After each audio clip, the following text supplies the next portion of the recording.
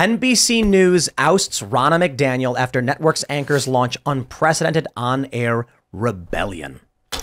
They fired Ronna McDaniel from NBC before she even started. And they were apparently only paying her, I think, like, what, $300,000 a year or something like this, which is pretty low for a contributor. But every single host of MSNBC came out and said, this is wrong. You shouldn't do this. Like Rachel Maddow lost it, Joe Scarborough.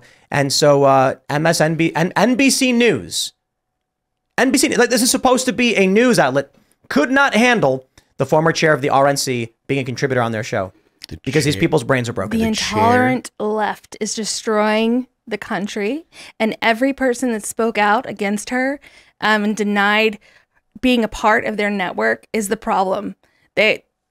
Not being able to tolerate someone with different political ideology or different views or different ideas is what's wrong with the news, why no one trusts it, and why nobody wants to turn on the TV and see these people talk. And that's why their ratings are plummeting. This is a serious problem, and shame on them. I mean, I don't even like Ronna McDaniel, but No, I just don't like what they did to her. I think that's wrong. They could, anybody that they would do this to, it's wrong. And it's really dystopian, to be honest, how they all ganged up together and refused someone because they have a different political ideology and had different views about how things happened. Like, it's insane. I'm fine with them complaining about it. I encourage them to complain about it, but actually firing her, that's the part. It's insane. I'm not surprised at all. It fits right in with essentially what the Democrats have been, you know, the methods the Democrats have used for the past 10 years or so, maybe more.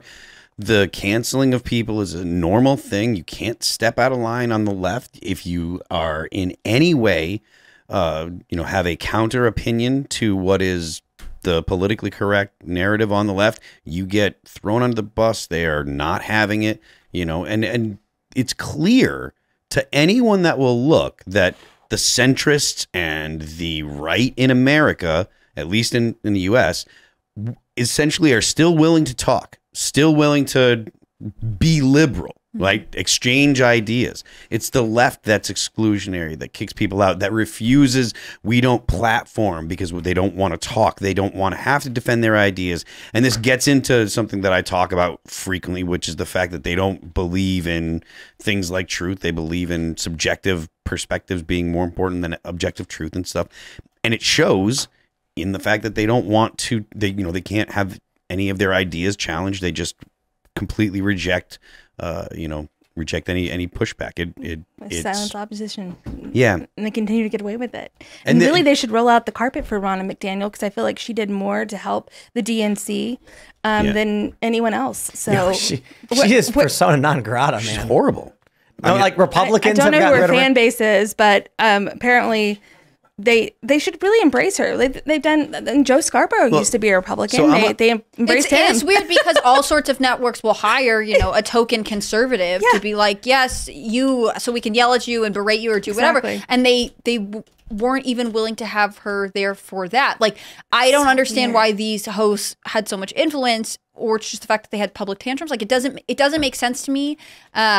And it seems sort of spineless. I can't imagine. She had wrong speak in her past. But that was why they hired her, I assume, to be this token punching bag for their, I don't understand how they didn't either they didn't have a vision, or maybe they're actually much more open to viewpoints on the executive level than I give them credit for, or they're just caving to hysteria and ultimately they're going to lose audience because of it. It's ideological capture.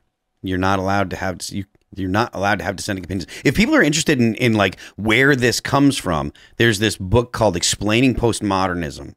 And it's a great book. And it goes all the way back to Rousseau and Kant and Hegel and where postmodernism comes from. And all that you're seeing is the manifestation of a postmodern society on the left. They don't have, there's no actual rules. Everything is about emotion, which is something that Rousseau talked about a whole ton. He wanted to have, wild man that was living in cities. He wanted he rejected reason. He rejected the idea that you should think about things. He thought that reason failed, and he said that the truest, most honest expression of human beings is to live by your passions, right? And that's exactly what the left does today. They reject reason and they reject reality. They want to assert their beliefs into the world, and it just doesn't work. That's there's a book called Explaining Postmodernism. You can go pick it up. It's a long read. You might have to read it a couple times to really absorb it, but it really it helps you understand where the left is coming from, and at least the thinkers on the left. Maybe the people that are on the ground screaming at the top of their lungs, maybe they don't understand the concepts and stuff. But you are benefited by understanding where the philosophy has come from and how these people think. Well, it's a cult. So I think you adhere to no, because cult. it's a philosophy. It is a cult, but it is a philosophy that if you understand it, once you understand the philosophy, you can go ahead and predict things that they're going to do, and the stuff that they say makes sense in their perspective, and you're better equipped to argue them. Someone like Joe Scarborough or Rachel Maddow, they're cultists, 100%, not cult leaders. Yes. So I think what we ended up seeing was that they were intelligent people who probably know it's all lies, but also know they can control others by creating a social orthodoxy predicated upon an amorphous moral framework. Meaning today, Wimixin is the word you have to use. Tomorrow, it's women with a Y. Mm-hmm. The day after, it's women with an I. And that way, this perpetual state of wrongdoing will constantly make you in a state of repentance. They can then go to the likes of Rachel Maddow or whatever and say, oh, whoa, you can't say that. I can't. No, don't you know better? No, you can't say that. That way, they are always the arbiters of who is just and right. And everyone else is always scared they're going to get canceled or do something wrong. That's tactical. And that's part of their essentially their tactics. They're very, very good with the left is very good operationally. They have a very good. They didn't used to be. They are now. Well, yeah. I mean, Saul Alinsky really kind of whipped some people into shape or at least the people that read Saul Alinsky's work really whipped the people in shape. But that's what there's so many community organizers and people on the ground. That's all. Those people are all extremely educated in how to be organizers, politically active. There are tactics that they use. There are operational things that they do. There are strategies that they have that the right has been terrible about defending against because they don't know.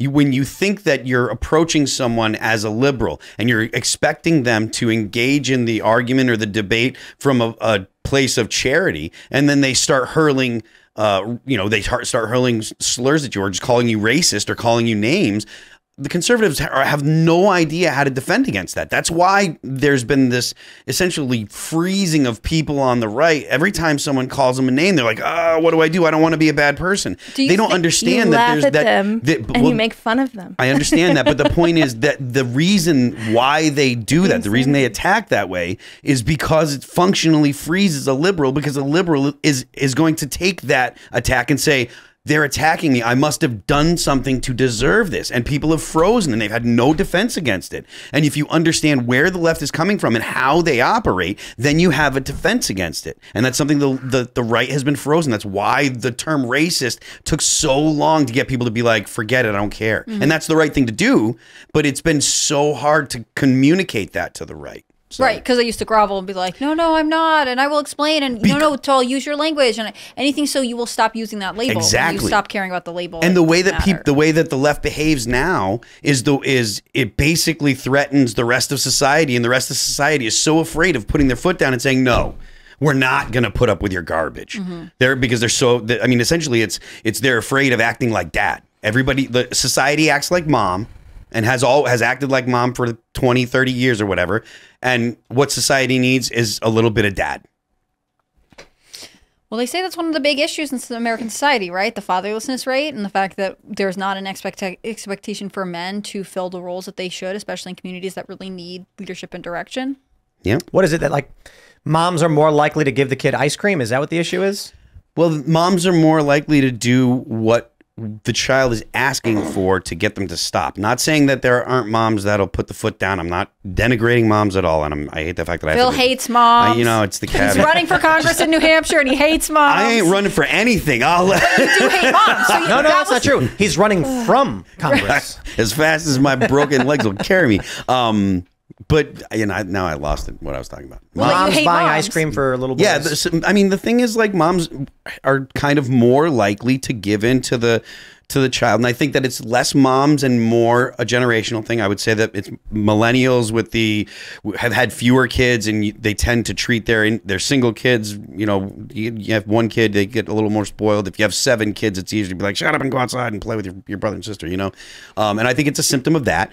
But I think the society needs more dads that'll sit, or more, at least dad attitude. You know, if women are like, just go out, you know, we're going to vote like we're dads, then that might help too. But dads are more likely to mercilessly beat the child. When I grew up, dads were depicted as strangling their sons who kept skateboarding, you know, especially the yellow dads, right? Yellow dads. Yes, I guess. Jesus. Well, it's Simpsons, yeah? Yeah, I know. I don't know what you were laughing at, Phil. Homer would strangle his son. And he hates moms. Phil's out of control. Racist mother hater. I'm not getting into this stuff with these jokes. They take on feet on the internet, and next thing you know, my Twitter's filled with people telling me, "Oh, Phil hates moms. Phil hates moms." No, he doesn't hate moms. Just moms. He just lightly detests moms, right? He just thinks you guys are doing a bad job, and you're the reason the country's broken. He's mildly discomfortable. Speaking of moms, he has a mild discomfort. I am doomed. Thanks for watching this clip from the Timcast IRL podcast. Hang out with us live Monday through Friday at 8 p.m. and become a member over at timcast.com for uncensored, members-only shows exclusive. Thanks for hanging out, and we'll see you all next time.